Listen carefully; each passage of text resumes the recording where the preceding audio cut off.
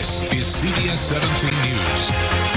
Unlawfully kept in jail. Now the software blamed for causing that to happen as a part of a class action lawsuit. Thanks so much for joining us. I'm Rod Carter. And I'm Angela Taylor. Thanks for being here. CBS 17's Russ Bowen joins us. And Russ, this comes just more than 3 months after that pilot launch in Wake County. Yeah, that's right, Angela. Wake, Johnson, Lee, and Harnett counties are the pilot counties before every county court system in the state switches over. So since early February, I've been reporting extensively on the preparations and the problems that have followed. Today, one major issue is the main focus in a class action lawsuit that boils down to constitutional rights. Few question the need to modernize a computer system used by the courts for 4 decades. But not at the expense of people's constitutional rights, not at the expense of people spending unnecessary amounts of time in jail, or at the expense of people having to wonder, am I going to be arrested tomorrow for something that I have no idea is coming. In a class action lawsuit filed Tuesday, the e-court system is blamed for hundreds of North Carolinians being unlawfully detained.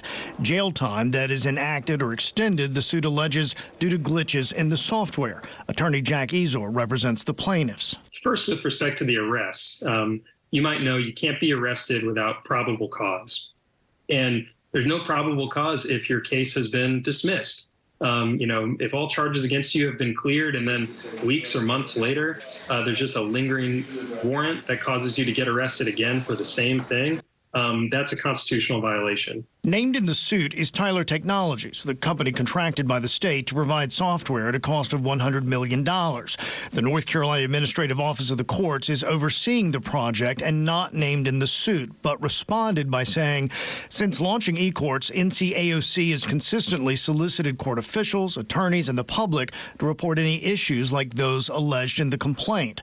We have investigated each report we have received and have not substantiated that any allegation of wrongful arrest or incarceration was caused by eCourts. But Ezor stands by the claims. Likewise, we've got protections in our Constitution against over-incarceration. And you've got people who are spending, hours, days, weeks longer than they need to in jail. So that's the emphasis of our complaint.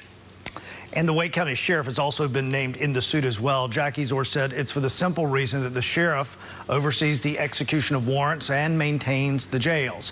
I'm waiting on a comment from Sheriff Rowe. It will be up to a judge to decide if this class action lawsuit, guys, can move forward. All right, Russ, thank you.